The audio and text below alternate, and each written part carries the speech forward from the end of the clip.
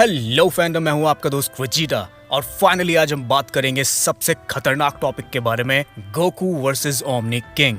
क्या गोकू कभी omni king को मार सकता है? अभी नहीं, क्योंकि अभी गोकू व्हीस को भी नहीं मार सकता ड्रैगन बॉल सुपर में।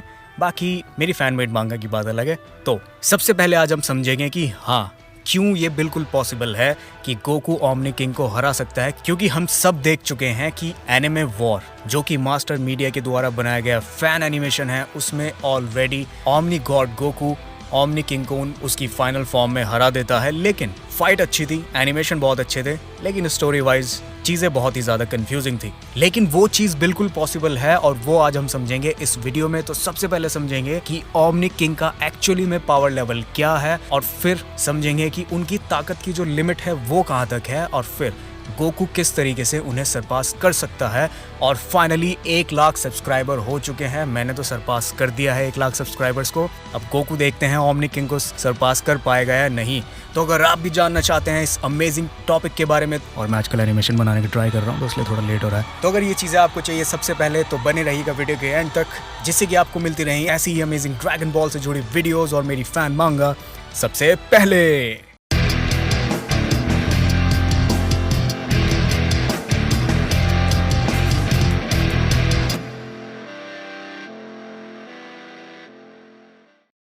तो point number 1, omni king Zeno है कितना ताकतवर। तो जैसा कि हम सबको पता है कि ज़ेनो किंग मल्टीवर्स का गॉड है, ये गॉड ऑफ डिस्ट्रक्शन है, जिसकी वजह से उसे ओमनी किंग कहा जाता है। क्योंकि उसके नीचे इतने सारे यूनिवर्सेस आते हैं, 18 यूनिवर्सेस, जिनमें से 6 को वो डिस्ट्रॉय कर चुका है क्योंकि उसका मूड खराब था। और तभी से वो 6 एंजल्स गायब हैं और वो 6 यूनिवर्सेस गायब हैं। और शायद उन्हीं 6 यूनिवर्सेस में से साइयंस यूनिवर्स 7 में आए थे, वो इस टॉपिक पे बाद में बात करेंगे। तो अब हम सबको पता है पैरेलल यूनिवर्स का कॉन्सेप्ट। जब गोकू ब्लैक की आर्क में हमने देखा था कि ज़ेनो 1 नहीं 2 हो गए थे, तो वो क्यों पॉसिबल हो पाया? वो पॉसिबल हो पाया टाइम की वजह से। तो मतलब टाइम भी एक डायमेंशन है।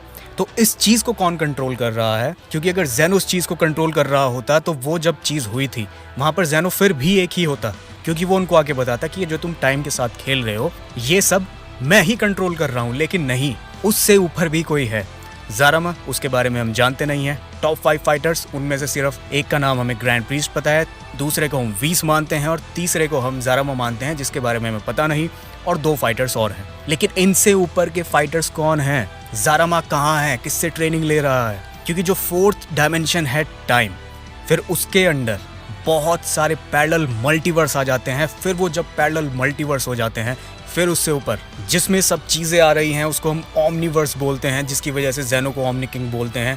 लेकिन अब उसमें 4th डायमेंशन टाइम भी ऐड हो गया है, जिसकी वजह से अब हम उसे पता नहीं क्या बोलेंगे, लेकिन उसको हम ओमनी डायमेंशन बोल सकते हैं। क्योंकि बहुत तरीके की डायमेंशंस हैं जिनके ऊपर भी कोई ना कोई इस टाइम फाइटर बैठा है, राज कर रहा है। तो इससे हमें क्या पता लगा? इतनी हमने जो फालतू की जानकारी अभी समझी, इससे हमें पता लगा कि ओमनी किंग सबसे ऊपर नहीं है। वो ओमनी किंग है सिर्फ अपने एरिया का, क्योंकि उसके टाइटल में किंग इसलिए है, वरना उसका नाम होता सिर्फ ओमनी। खैर, ज्यादा कंफ्यूज नहीं होते हैं, आगे बढ़ते हैं कि गोकू को ऐसा क्या करना होगा कि वो ओमनी किंग को मार सके। तो देखो, बहुत सारे आजकल फॉर्म्स आ रही हैं, गोकू की इन्फिनिटी फॉर्म, ओमनी गोकू, और मेरी अभी जो मैंने इंट्रोड्यूस करी है न्यू फॉर्म, उसका नाम पता नहीं मैं क्या रखूँगा, आप वैसे डिस्क्रिप्शन में बता सकते हो। बहुत से लोगों ने बताए भी हैं, बहुत अच्छे अच्छे नाम हैं, लेकिन फिर भी मैं बहुत ज़्यादा कंफ्यूज हूँ। लेकिन अगर मैं एक ऐसे गोकू की बात करूँ जो उसी डायमेंशन से, जैसे ज़ेनो हमने देखा था दूसरी डायमेंशन से आया था, ऐसे ही एक डायमेंशन हो जहाँ पर जिस तरीके से ज़ेनो ओमनी किंग बना है, क्योंकि इस चीज़ में बहुत साल लगे होंगे, गोकू शायद तब तक पैदा भी ना हुआ हो, लेकिन एक ऐसा टाइम जो इतनी आगे जा चुका है कि अब ज़ेनो, ग्रैंड प्रीस्ट और एंजल्स नहीं है कुछ, अब गोकू है ओमनी किंग। तो उस केस में गोकू और अगर ओमनी किंग की फाइट हो जाए तो बहुत ही ज़्यादा टक्कर की फाइट होगी, क्योंकि इनकी डायमेंशंस अलग है। और देखो, अगर अभी भी बहुत से लोग कंफ्यूज हो रहे हैं, तो उस टाइम 2 ओमनी किंग है हमारे पास, अगर वो दोनों लड़ें तो अब मुझे बताओ कौन जीतेगा? और अगर मैं तुम्हें रियलिटी बताऊं तो वो दोनों ओमनी किंग ही एक दूसरे को नहीं मार सकते। लेकिन क्यों? क्योंकि उन्हें डर है उसका जो उनसे ऊपर बैठा है। क्योंकि अगर एक ओमनी किंग ने दूसरे ओमनी किंग को इस टाइम मार दिया तो वो जो पूरी टाइमलाइन है उसको कौन संभाल रहा होगा? जिसको वो ऑलरेडी उड़ा चुका है। और याद रखना, इमॉर्टल उस टाइम ज़ामासु बन चुका था, तो ज़ामासु का एग्जिस्टेंस अभी भी गायब नहीं हुआ है। अभी भी वो ज़ामासु उसी कहीं टाइम डायमेंशन में है, लेकिन वहां से वो जो ओमनी किंग है वो वापस आ गया है, क्योंकि उसने किसी तरीके से उस मल्टीवर्स को ऐसा बना दिया है कि उसमें अब कोई रह नहीं सकता, या फिर उसने सिर्फ वहां पर यूनिवर्स 7 को डिस्ट्रॉय करा है, जो कि बहुत ही ज्यादा लेजिट चीज लगती है सुनने में। तो बात आ जाती है कि क्या गोकू इतना ताकतवर बनना चाहता है? गोकू को जितना ताकतवर बना दो उतना कम है, उसको फर्क नहीं पड़ता। और वैसे भी वो सैयन है, एक एलियन है, वो एक इंसान तो नहीं है, ह्यूमन बीइंग तो नहीं है कि उसको किसी चीज से फर्क पड़ेगा, तो उसे कोई फर्क नहीं पड़ता। और उसकी लिमिट और उसकी सीखने की जो तेजी है, सारे गॉड ऑफ डिस्ट्रक्शन को उसने चौंका दिया, सभी एंजल्स को उसने चौंका दिया, यहाँ तक कि ज़ेनो के साथ गोकू ऐसे बात करता है जैसे कि वो उसका पक्का दोस्त हो। तो तुम समझ सकते हो कि गोकू, या फिर अगर बात करूं मैं सैयंस, एक ऐसी ब्रीड है, अगर ये लोग अच्छे से ट्रेनिंग करें और इनका ट्रेनिंग का रूटीन बहुत बढ़िया हो, तो ये आराम से उस लेवल्स तक जा सकते हैं जहां तक कि हमें उम्मीद भी नहीं है। और ड्रैगन बॉल है ही इसी चीज पे बेस्ड। इसमें हमें यही दिखाया जाएगा कि एक सैयन रेस जिसको कोई कुछ नहीं समझता था, वो कितनी ऊपर जा चुकी है कि गॉड्स के लेवल की पावर्स को तो अचीव कर ही चुकी है। अब धीरे धीरे वो ओमनी किंग के लेवल पर ही जाएगी, क्योंकि फ्रीजा ने ब्राउन मुंडे गाना बहुत सुना है, तो धूप में घूम घूम के उसने अपना रंग काला कर लिया है। और इसी वजह से उसकी जो न्यू ब्लैक फॉर्म है वो बहुत ज़्यादा अमेजिंग होने वाली है। और एक चीज़ जो कि बड़ी कमाल की है कि जो फ्रीजा की ब्लैक फॉर्म है, इसके पीछे का जो कॉन्सेप्ट है वो इतना ज़्यादा भयंकर है कि क्यों फ्रीजा की ये ब्लैक फॉर्म इतनी ज़्यादा खतरनाक है।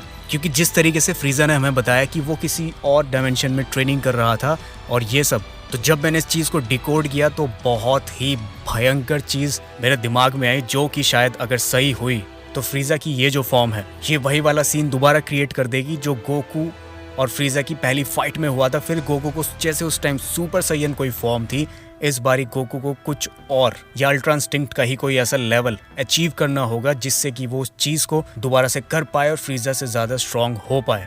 और देखो, वेजिटा के बारे में मैं कुछ कह नहीं सकता क्योंकि राइटर्स पे डिपेंड करता है। और बाकी ये फ्रीजा की बात तो रहेगी दूसरी वीडियो में। तो अब आप लोग समझ गए हो ना कि गोकू और ओमनी किंग अगर फाइट करेंगे, तब जब गोकू उस लेवल पे होगा तो गोकू आराम से जीत जाएगा।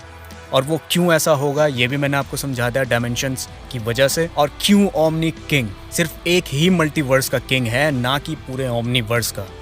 समझ रहे हो? मेगावर्स, मिनीवर्स, मल्टीवर्स, ओमनीवर्स, बहुत सारी चीज़ें हैं जो कि बहुत ज़्यादा अमेजिंग है। और बाकी मैंने लोगों के कमेंट्स पढ़े, उन्होंने लिखा कि मांगा में थोड़ी सी फाइट्स को थोड़ा सा इंटरेस्टिंग बनाना है। और मुझे भी लगा कि मैं बस 4-5 मुक्के मार के और 2-3 एक खतरनाक शॉट बना के फाइट खत्म हो जा रही थी, क्योंकि तुम्हें पता है यार, मांगा बनाने में बहुत मेहनत लगती है। बाकी फिर भी कुछ लोग कह रहे थे कि भाई डेली मांगा डालना करो, तो मुझे समझ नहीं आया कि मैं डेली मांगा कैसे डाल दूँ यार। और दूसरी चीज़, मैं एनिमेशन बनाने का भी ट्राई कर रहा हूँ मांगा में, हालांकि अभी उसे आने में टाइम लगेगा, लेकिन उसकी वजह से स्पीड थोड़ी सी मेरी उतनी ही रहेगी जितनी हम डालते हैं हर 2 से 3 हफ्ते में एक चैप्टर। और सून इस चीज़ को मैं ओवरकम कर दूंगा धीरे धीरे। जब डेली किसी चीज़ को करता रहूँगा तो आपको पता है स्पीड भी उसी के साथ बढ़ जाएगी, तो फिर कोई टेंशन लेने की बात नहीं है। तो आशा करता हूँ आप लोगों को ये वीडियो पसंद आई होगी। पसंद आए तो उस वीडियो को लाइक कीजिए, शेयर कीजिए और कमेंट कीजिए। और फिर से 1 लाख सब्सक्राइबर्स पार